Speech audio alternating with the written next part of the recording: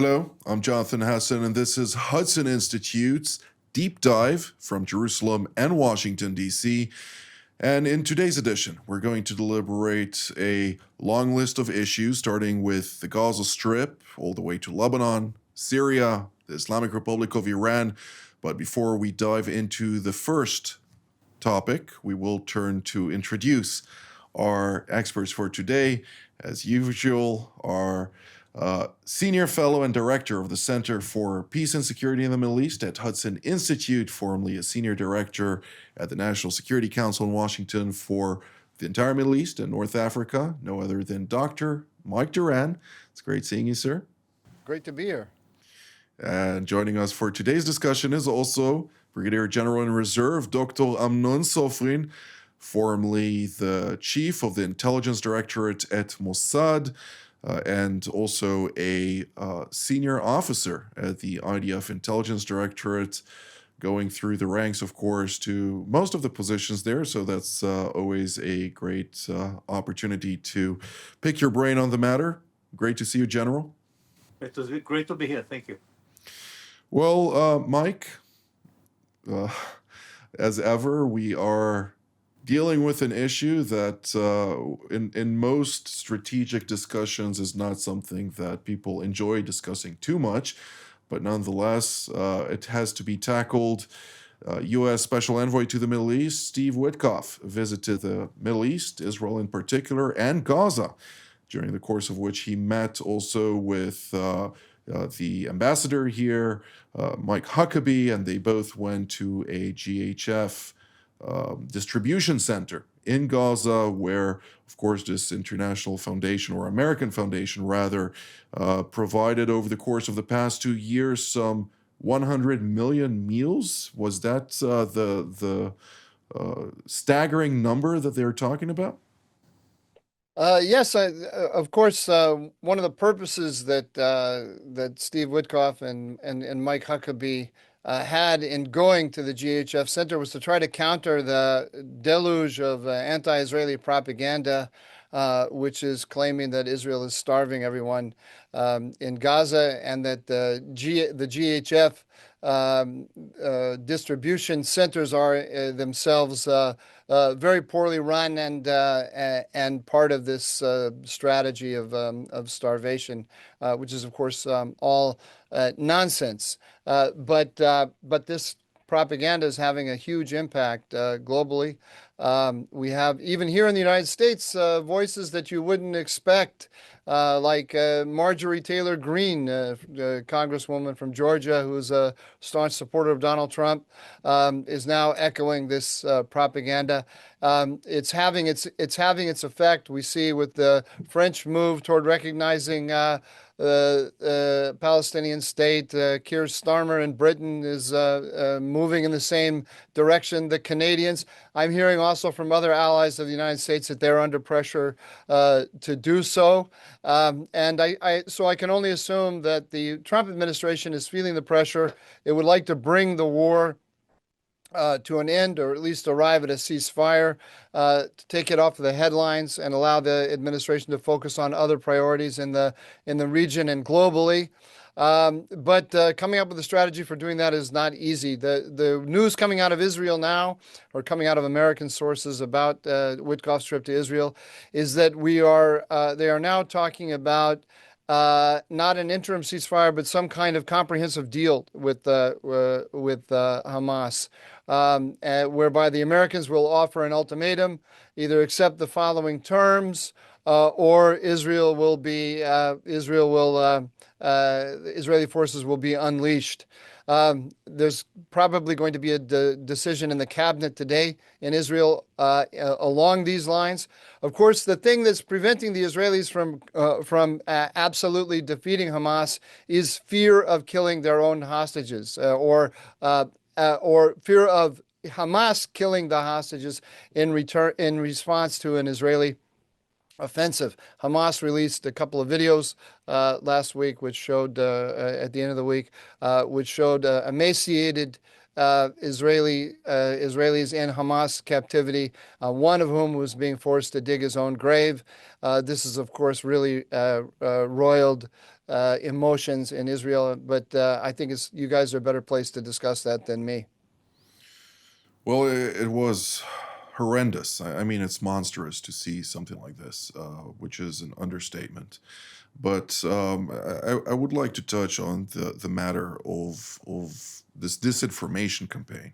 When we're talking about the Islamist Hamas deliberately, according to intelligence of officers who I had the opportunity to speak with, deliberately starving the hostages in order to create those frames, psychological warfare, of course, against Israeli public in particular. We are dealing with a scenario in which they are also using very painful images of little children being sick with various diseases, has nothing to do with starvation, to sow disinformation around the world. All the while, we have the United Nations coming out and saying we're not going to join the GHF, which is the Gaza Humanitarian Foundation from the United States, of course. They blocked, according to Johnny Moore, who you had the privilege of interviewing just last week, from establishing 8 more distribution centers in the same methodology, as we're seeing them doing quite vigilantly in order to frustrate Hamas's efforts to exploit humanitarian aid in order to once again fill up their ranks with children of 12 years old up to 14.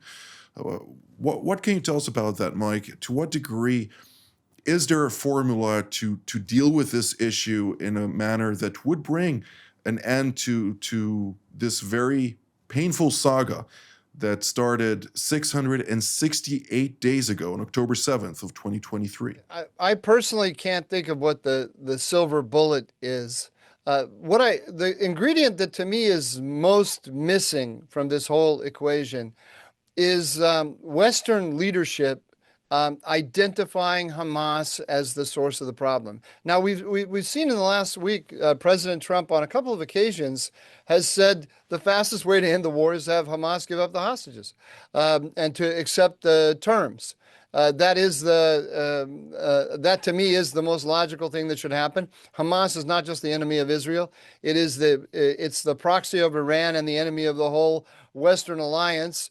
This propaganda about starvation and genocide and so forth is designed to weaken the alliance. Israel's on the front line in this contest against Iran, which is part of a larger contest between the United States and China, Russia, Iran, and North Korea. What we need, though, are Western leaders who will clearly present it that way, and not present the Gaza conflict as some little conflict that has nothing to do with anything else that's going on in the globe. When I hear the Canadians moving toward recognizing a Palestinian state and condemning Israel, Canadians who pay less than 2% of their GDP in defense are not really in the hard power world anymore because they are under the defense umbrella of the United States. And then you have a country like Israel that's paying 8% of its GDP on defense and is really on the front lines. Why does Canada feel that it can make these statements so comfortably that weaken the alliance of which Canada is a part and from which Canada benefits greatly? I can say this here from this position, but really we need leaders. Starting with Donald Trump, who has been, of course, been speaking this way, but the whole Trump administration, I think, needs to speak in one voice. And we need leaders in Europe and elsewhere to also put out the proper picture to our publics about what's happening in the world. Well, it seems that not everybody understands that we are in an age of strategic power competition on all levels. And this reality in which some state actors, part of Western civilization, are playing into the hands of the so-called rivals in this context it really is dumbfounding at times. But General Soflin, I'd like to hear your take on the current complexity. Israel is, of course, holding tomorrow a meeting on the various options to move forward in the event that the Islamist Hamas does not accept, as Dr. Duran just mentioned, a one-stop shop deal, so to speak, of ending the suffering of the hostages in of course a list of demands that the United States has yet to articulate to the Islamist Hamas. But what can we expect from that meeting tomorrow? And is Israel in a position to launch a full-fledged operation to try and rescue all of the hostages potentially? I think that we're facing what we call a great dilemma that will be discussed tomorrow within the cabinet meeting. And the dilemma is as follows. There are two options. The first one is to try to go on doing what we are doing right now, meaning what we call a long endurance fighting, slow motion, very careful, very, very easy in a way that enables Hamas to fight with what we call the methodology of guerrilla fighting and to cause damage to our soldiers. And once and then to launch some rockets into the neighboring kibbutzim that are surrounding Gaza Strip. That means Hamas is not defeated militarily. On the other hand, Hamas still controls Gaza Strip on the civilian side, even though there are these distribution centers and so on, but Hamas is controlling the whole Gaza Strip. It dictates everything within this neighborhood yet, and it's not being challenged up to the extent that somebody can replace it, and Hamas will go on and diminish. It won't happen, not on the coming months. That means that Israel has two options. The first one is to apply more pressure on the city of Gaza, which is the main area which has not been yet touched deeply like Rafah, like Khan Yunis and other places as well, or the northern area of Bet Hanun and Bet Lahia, and to try to apply more pressure on Hamas to get back to the negotiation table and to get to some agreement. And the second one is to say that, okay, we understand that we're not willing to discuss anything, we are not willing to go to any equation that will enable to release the people that are being held by you since October 7, 2023, and up to this day, and are suffering. And of course, everybody sees the pictures and everybody saw the clips, which are devastating. And the other option is to go what we call to all-out war, to conquer all the area of Gaza and Bir al-Balah and all what we call the central refugee camps, which are south of Gaza City. And we didn't touch that yet so deeply because we know that people are being, our people are being held in this neighborhood. So we operated there very carefully. If a decision like that is made, this means that the government decided that nevertheless, it doesn't really matter what will happen to these people that are being held by Hamas. They may be killed during action, and the outcome will be that Hamas will be defeated. We will hold the whole territory of Gaza Strip from north to west to south and from east to west, totally under our control. And we'll begin what we call cleaning the area step by step, and maybe even to apply military, what we call military governance on Gaza. That's what some people of the government claim, some ministers. I believe that this will be lethal because this is what we call a death sentence for the people that are being held in Gaza. And of course, we won't see them getting out alive. Indeed, which of course has far-reaching ramifications from a domestic level to the current government, potentially bringing some challenges that may be presented in the near future. But we'll have to wait and see. Of course, this is speculative at this moment in time. We'll see what the decisions are made. There are no easy decisions in this context, that's for sure. Mike, I'd like to ask you if we may shift gears to Lebanon. Last month, Ambassador Tom Barrack, who is both the U.S. ambassador to Turkey as well as the special envoy to Syria, he was also an envoy to Lebanon. He visited Lebanon last month. During the course of which he met with President Joseph Aoun, with the Speaker of Parliament, Nabih Berri, Prime Minister, of course, and others. During the course of which he said the Lebanese state needs to take over Lebanon, so to speak, with Hezbollah relinquishing its weapons in exchange for an Israeli withdrawal from 5 posts in southern Lebanon. Not only that, also seizing strikes against Hezbollah efforts to rearm itself, which is the case currently. But beyond that, there is one more point that the United States may commit. It didn't specify whether it's the United States alone or also the international community at large, but at least $1 billion a year for the duration of 10 years to the Lebanese armed forces to build themselves up. That is money that the Lebanese army currently does not have. This deal is, sounds attractive and reasonable, but it's the situation in Lebanon is similar to Gaza, in the sense that that Hezbollah is not gonna negotiate itself into non-existence. And it still has a lot of levers over the domestic politics of Lebanon. So it doesn't have the total control that Hamas has over domestic politics in Gaza, but it has a lot of influence. And the Lebanese, as always, are very divided among themselves. Basically, not to be too flippant about it, Jonathan, but I think any American or Israeli strategy that ends with the statement, and then the Lebanese government will do X, Y, or Z, is a bad strategy, because the Lebanese government won't do those things.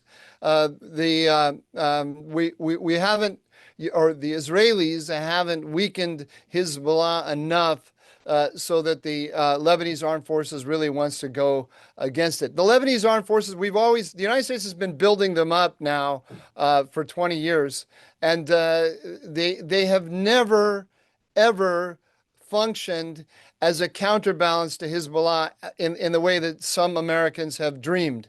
I think the most sophisticated Americans on this subject who favor building up the Lebanese armed forces, I think what they say is that the Lebanese armed forces is a kind of strategic territory that we need to support, because if we don't, Hezbollah will come in and take total control of it. So it's just kind of like putting up a fence and saying you can't come into this garden, but no one is going to actually use the garden to fight against Hezbollah. That's the best that can be said of it. My own view is actually somewhat different in that I think it's wasted money. I'm toward American policy. My attitude is pretty much like Mohammed bin Salman's of Saudi Arabia, who just kind of wiped his hands of the whole thing and said, you guys play your games, whatever they are. I'm not wasting my money on you anymore. That's another great Lebanese tactic, which is to say, hey, I've got a great strategy for you, U.S., or I've got a great strategy for you, Saudi Arabia. You should do X, Y, and then pay me. Right? Usually the third element in any Lebanese strategy is pay me, and that will somehow help you. Mohammed bin Salman got sick of it. I am as well. I think we should when I say we, the U.S. and the Israelis together, should put continuous pressure.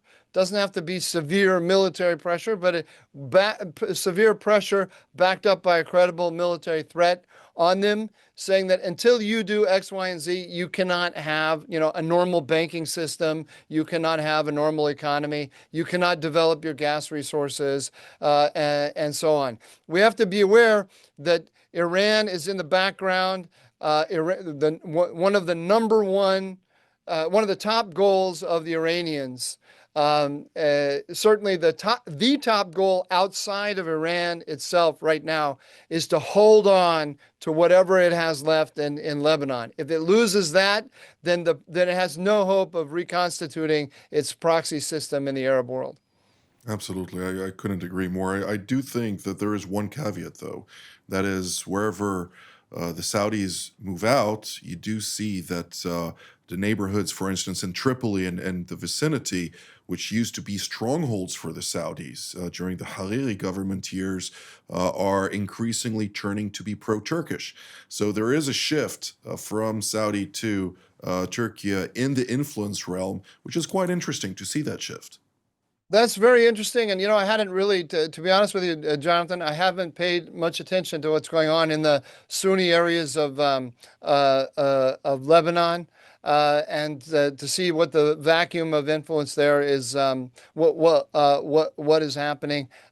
You may well be right, and it's something that I need to consider. Indeed. Well, General Sofian, I'd like to ask you, since Dr. Duran did mention the connection with the Islamic Republic of Iran. Iran is not intending to roll over. The president of the United States, Donald Trump, has voiced his frustration with the messaging coming out of Tehran, and for good reason. I mean, the Iranians, even you see now, Masoud Pezeshkian visiting Pakistan, receiving welcomed. He was warmly welcomed there, but also receiving that support, in rhetoric at least, with regard to Iran's rights of nuclear proliferation and the necessity to stand together against the Zionist regime, as they put it, has been repeatedly stated.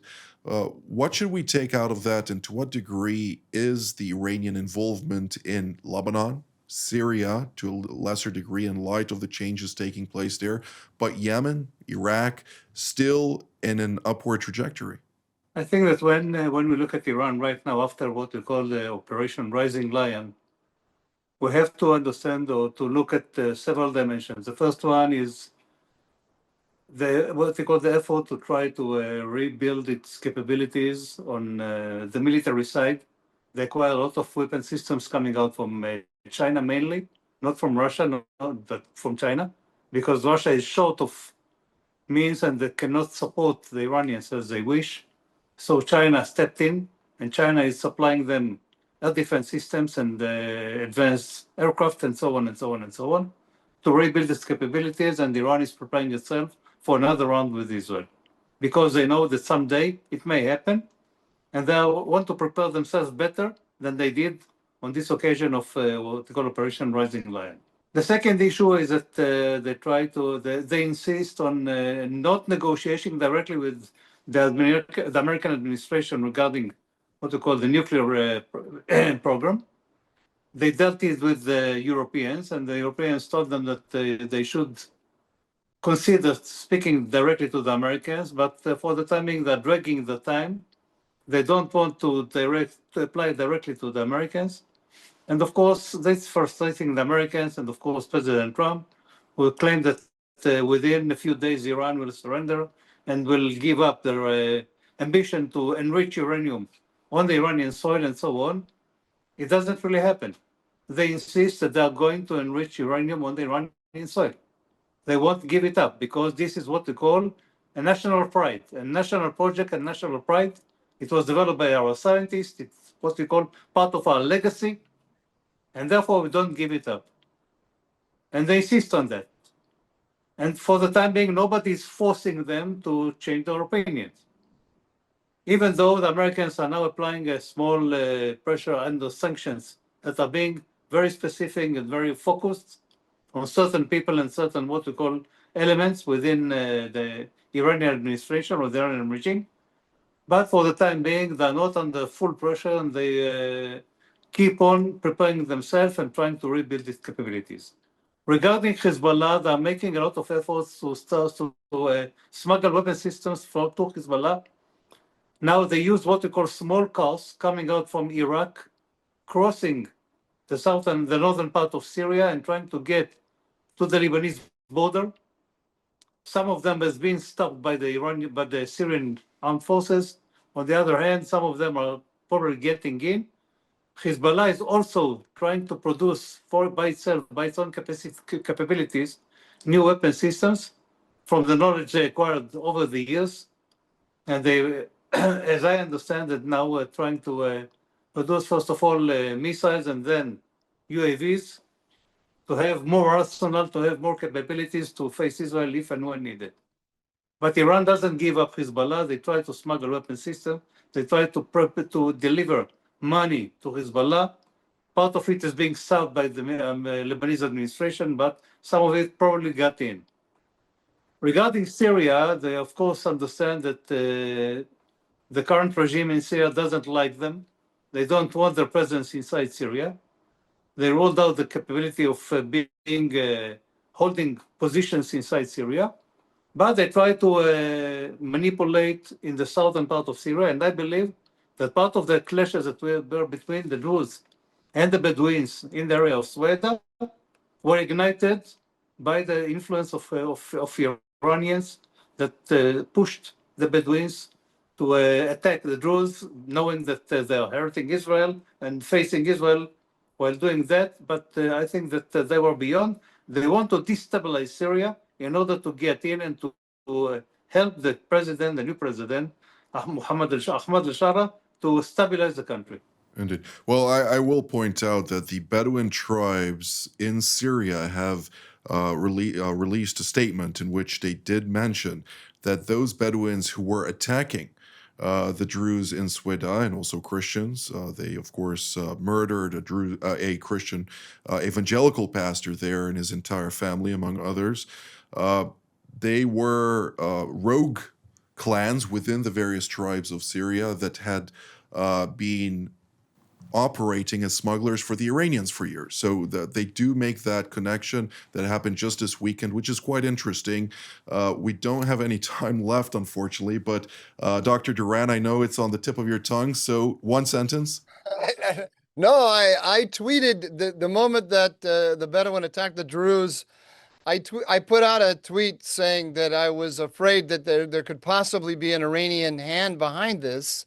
I didn't have any evidence, and I admitted that, but it was in their interest to behave like this, and I took a lot of heat for it. I never deleted it, but I took a lot of heat. So I'm happy to hear that wasn't a crazy idea, and that there's some basis for it. So I thank you for that.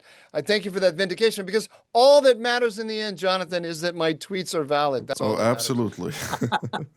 Well, Dr. Duran, General Dr. Sofrin, thank you very much for all of your insights today. And I'd like to thank also all of our viewers. This has been Hudson Institute's Deep Dive from Jerusalem and Washington, D.C. Until our next edition. Shalom.